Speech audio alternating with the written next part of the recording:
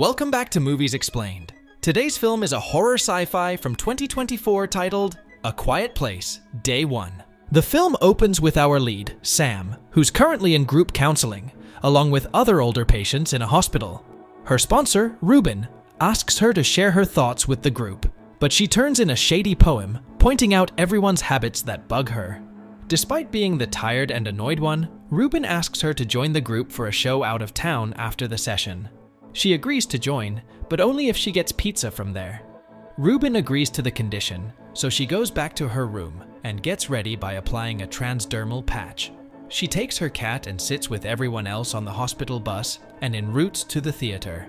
Upon reaching there, she gets disappointed to find out Ruben has brought her to a puppet show.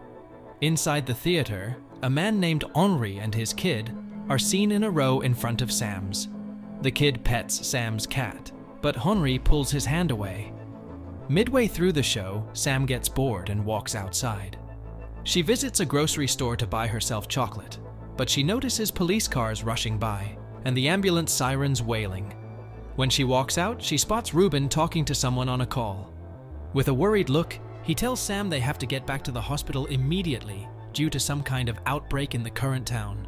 She argues with him upon not getting the pizza she wanted, and sidecasts him by calling him a nurse instead of a friend when he verbally persuades her to get inside the bus. Before they can drive back to the hospital, Sam witnesses through the windshields the sky erupting weird objects that seem to look like meteors on fire plummeting aggressively toward the ground. One of those things falls near the hospital bus, causing its windows to dramatically explode. Sam gets off the bus and singles herself out. A thick cloud of dust forms over the city, causing Sam to have difficulties navigate her way. She hears people near her getting attacked and pulled away by some inhuman entities. Not long after, another explosion occurs near Sam, caused by the aliens that have ensued chaos right after falling from the sky. She faints due to the shock of the explosions and regains consciousness inside the puppet theater with Henri by her side. She tries to cough, but Henri covers her mouth and tells her to be quiet. He takes her to look around and observe on her own that silence is not attracting those vicious creatures. She walks through injured people holding back their screams in pain and spots Ruben in there.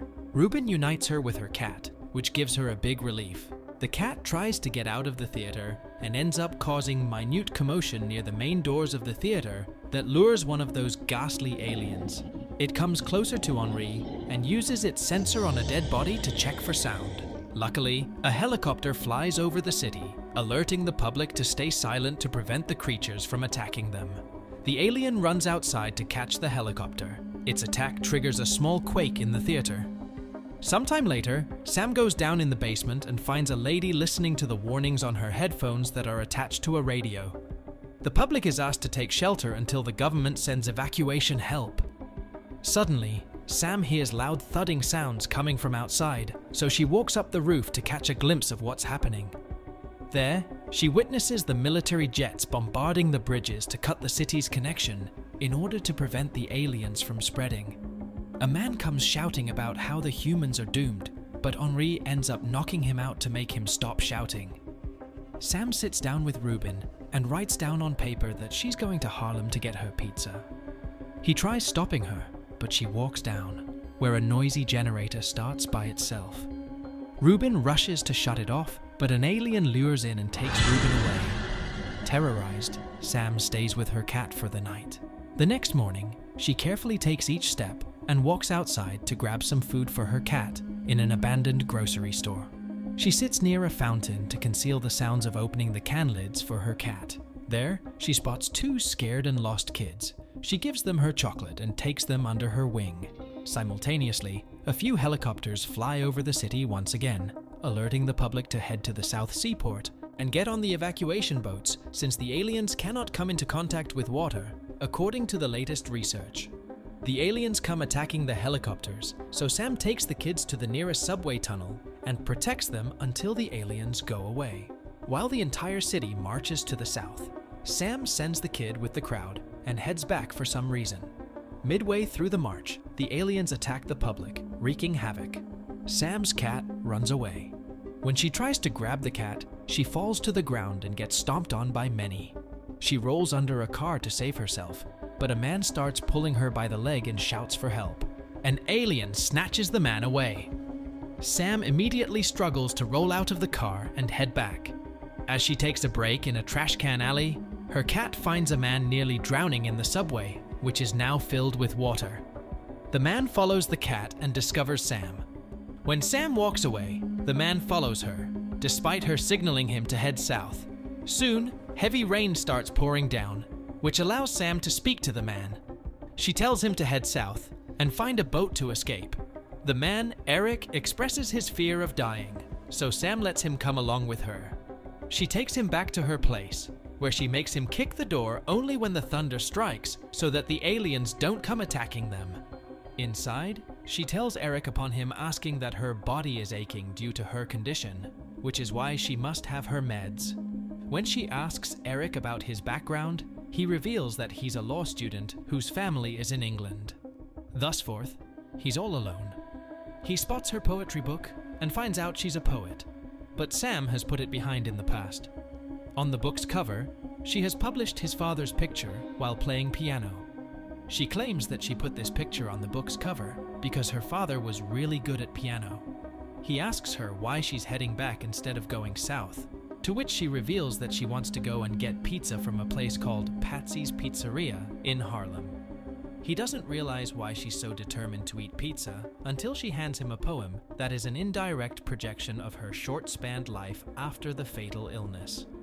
Sam wants him gone, but he decides to stay by her side.